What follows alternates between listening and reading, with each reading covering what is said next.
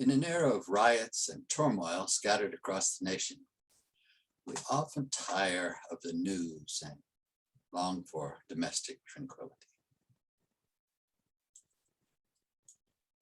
Just before the Constitutional Convention of 1787, a year-long series of violent protests had taken a place in Massachusetts and other states. Farmers protested against state and local enforcement of tax collections and judgments of debt. And the protests were given the name of Shays' Rebellion, but it's a little deeper than that. You see, after the Revolutionary War, there existed wide social conflicts between farmers and the wealthy merchants, leading to chaos and disorder. During the Revolution, there were increasing domestic and foreign demand for food and supplies, and to meet those demands, the farmers borrowed heavily. The federal government was grappling under a huge debt due to the fight against the British. Thus, post-war, the government demanded heavy property taxes from farmers to cover the debt. Excuse me. The lenders demanded their money back as well. So after the war, the farmers were nonetheless unable to repay the loans and pay taxes due to insufficient produce, and subsequently their land was forcibly seized. This situation, coupled with inflation, led to the unrest and chaos all over the country. Added to farmers' distress, the former foreign markets had also largely disappeared as the British tried to financially strangle the country. The farmers were obviously greatly distressed by these turn of events, and unfortunately many went bankrupt. So some decided to fight the system, but to no avail. And so there was a general outcry of injustice throughout the nation. Many farmers decided to burn courthouses to eliminate the debt, tax, and loan records, and many were imprisoned, but the violence was on a steady rise. Unfortunately, the government did not always respond to the riots and rebellions in wise ways. Many of them were violently crushed. The bloody conflict continued until some of the leaders finally realized the necessity of a new government and demanded extensive changes in the federal revenue system.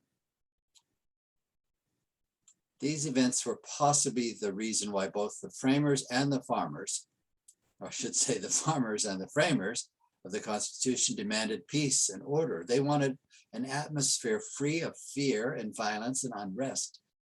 And this is how the concept of domestic tranquility came into being. At that time, domestic tranquility meant abolishment of social injustice and rebellions.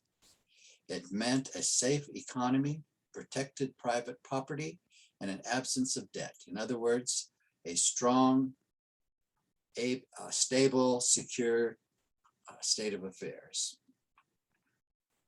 And thus, in the preamble to the Constitution, we have one of the purposes listed as to ensure domestic tranquility. In 1880, let's try to get these centuries right. In 1887, there was an event that was the real Shays' Rebellion. It was named after its leader, Daniel Shays, who was of Massachusetts. He was a farmer, and he was also a former captain in the Continental Army. The rural population, mostly poor farmers, believed that the merchant class was imposing unfair economic terms on them by assessing taxes. So, led by Shays, some 4,000 rebels attacked merchants, lawyers, and supporters of the state government. The uprising was crushed in the winter of 1787.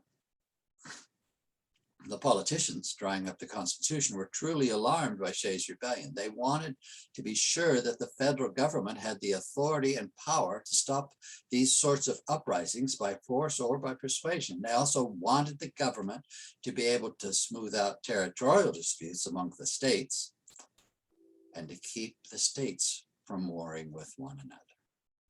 And thus, again, one of the major purposes of the new Constitution was to ensure domestic tranquility. Ensure domestic tranquility refers to the new government's commitment to keep peace within America's borders. The aim was and remains to achieve a state of peace and quiet, free from stress or violence at home, meaning within America. Now, the word domestic has two meanings. One is relating to the running of a home or family relations. And the second is existing or occurring inside a particular country itself, not foreign or international.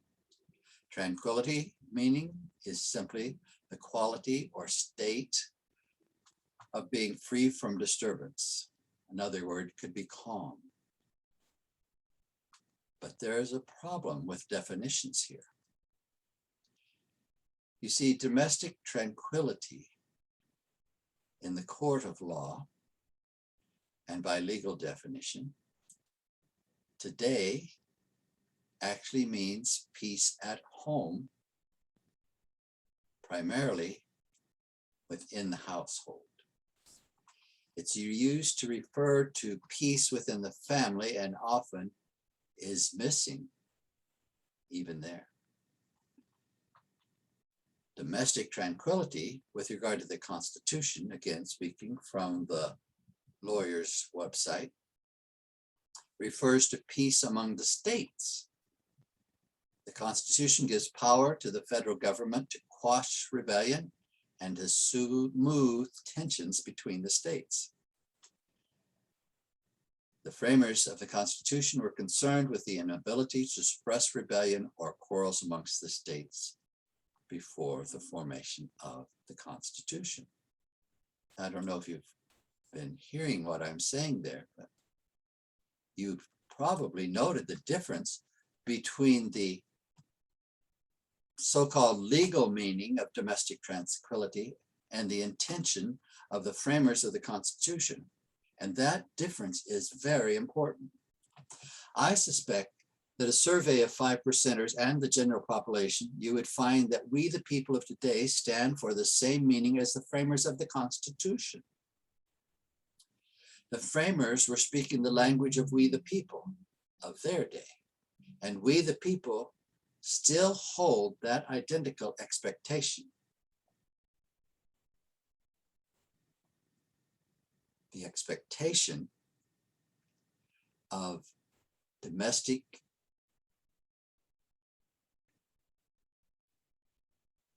peace, domestic tranquility across the nation, not just between states and not just inside of people's homes, but domestic tranquility across the land. The charge to the government in the preamble is still our charge to the government today.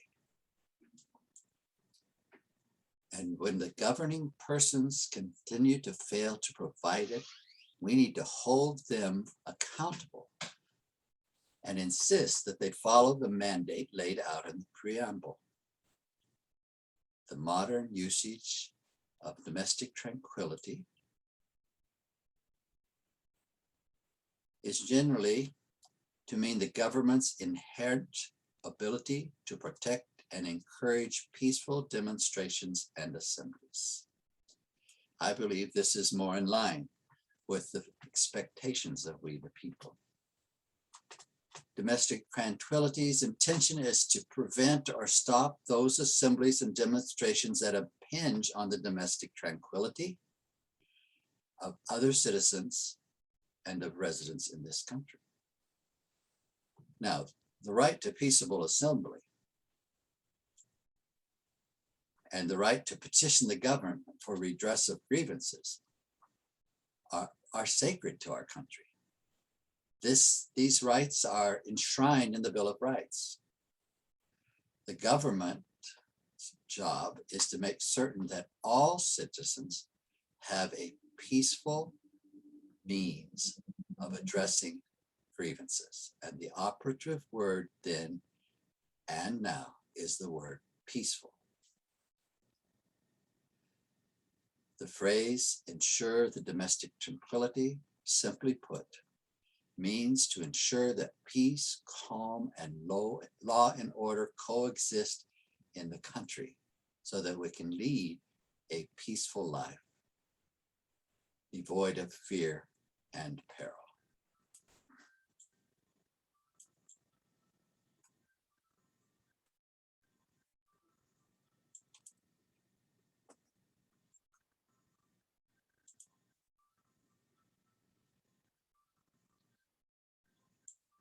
Phrase domestic tranquility, simply put, means to ensure that peace, calm, and law and order coexist in the country so that we can lead a peaceful life devoid of fear and peril.